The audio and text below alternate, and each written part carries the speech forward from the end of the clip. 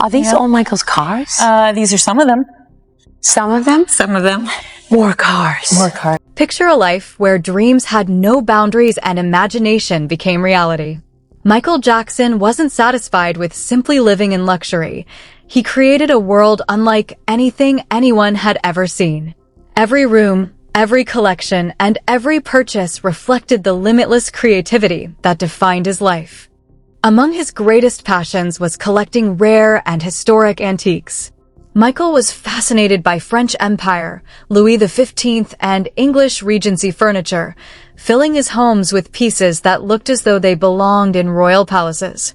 One of his most remarkable purchases was a desk believed to have belonged to the nephew of Napoleon Bonaparte, acquired through a Paris dealer for $85,000. His residences were decorated with grand mirrors, elegant antique cabinets, and richly detailed furniture inspired by European nobility.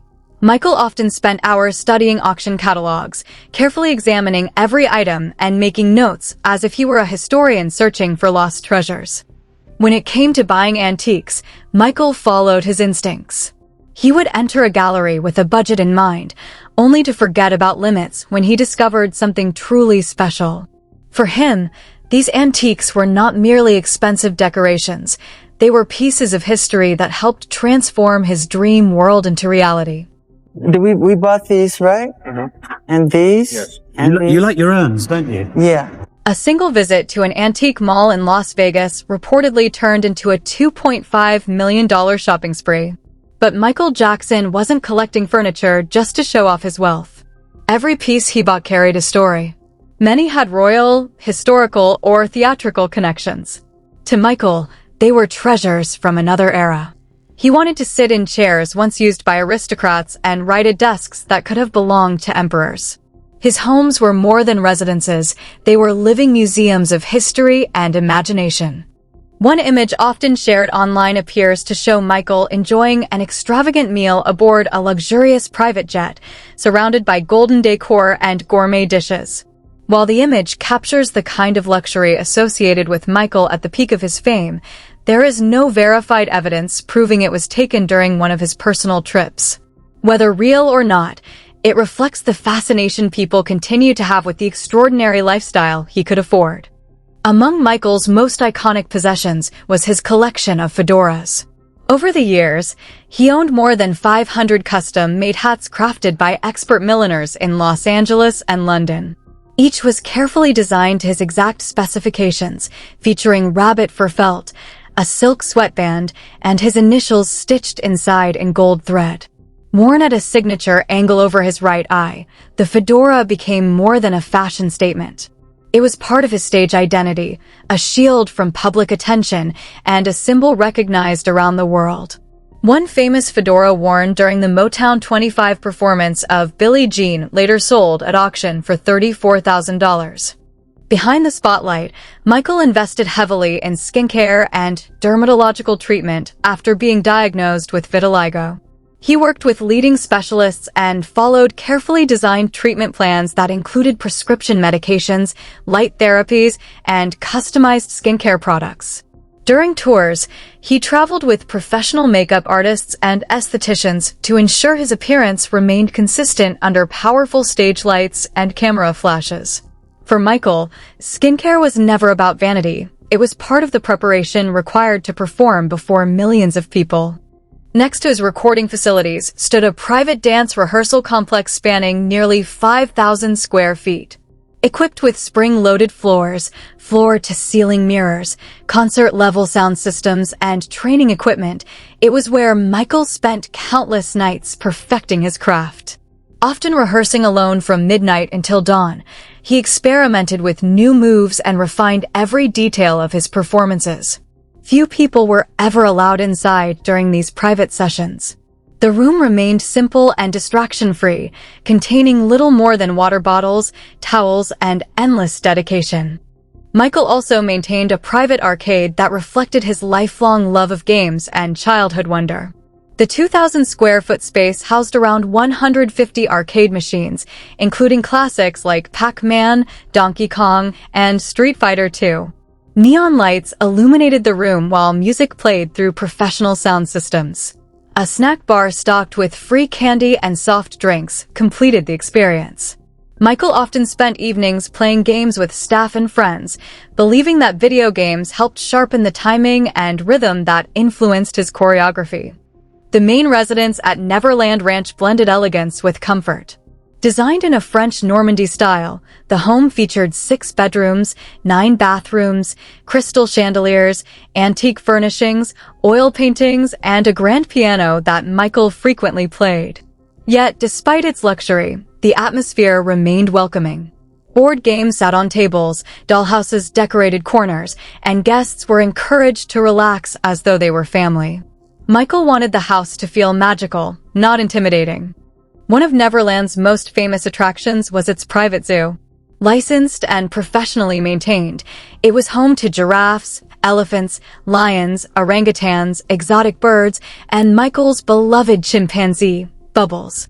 Veterinarians and animal specialists cared for the animals year-round. Michael formed strong emotional bonds with many of them and often checked on their well-being personally. To him, the zoo represented compassion and wonder rather than status. Neverland even had its own Victorian-style train station called Catherine Station, named after Michael's mother. Visitors arriving at the ranch would board a train that traveled through tunnels, bridges, and scenic landscapes before reaching the main property. Michael viewed the journey as more than transportation. It was a transition from everyday reality into a world of imagination. Near the station stood a giant floral clock covered with thousands of flowers arranged into colorful patterns. Michael personally sketched the concept years earlier while traveling in Europe. The clock became a symbol of Neverland's philosophy. Life should not be measured by minutes and hours, but by happiness, creativity, and the laughter of children. When Michael purchased the 2,700-acre ranch in California in 1988, it was known as Sycamore Valley Ranch. Most people saw a cattle ranch surrounded by rolling hills and oak trees. Michael saw something different, a blank canvas where he could build the childhood experiences he never had while growing up in the spotlight. That dream would eventually become Neverland Ranch, one of the most unique private estates in the world.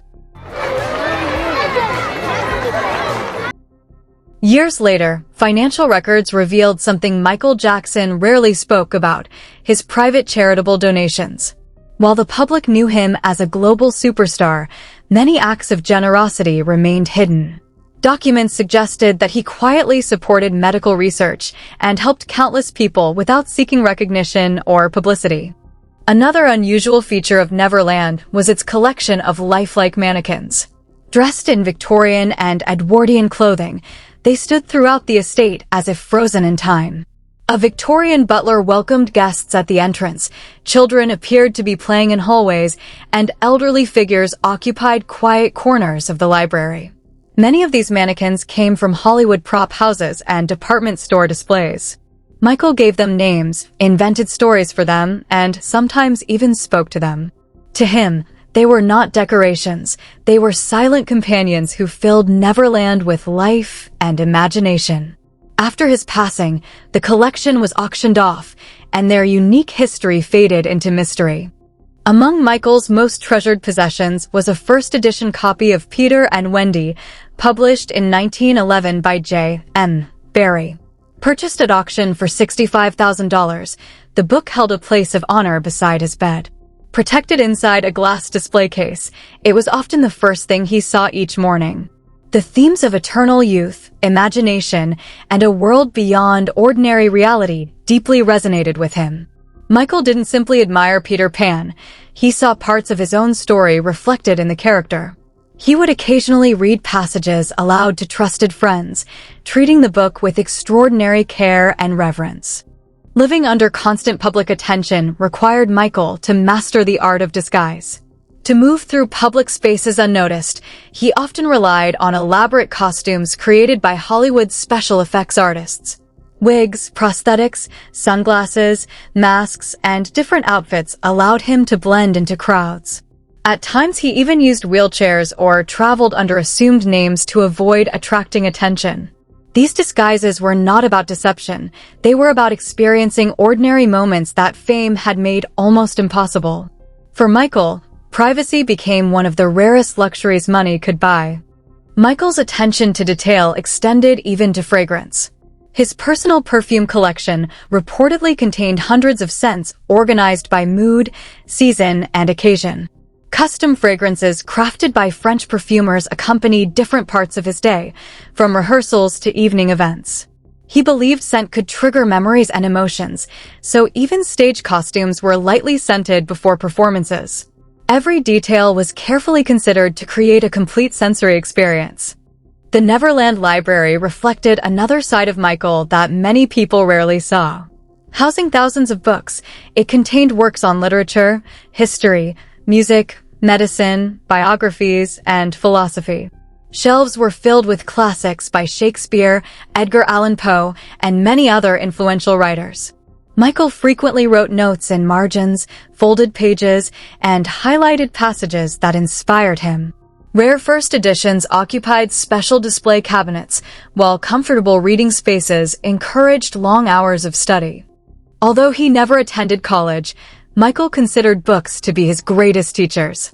Reading became a nightly ritual, often lasting late into the evening. He viewed knowledge as a lifelong pursuit and frequently shared favorite books with friends, collaborators, and members of his creative team.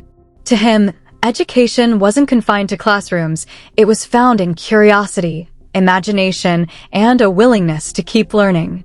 These extraordinary details reveal a side of Michael Jackson that went far beyond the stage.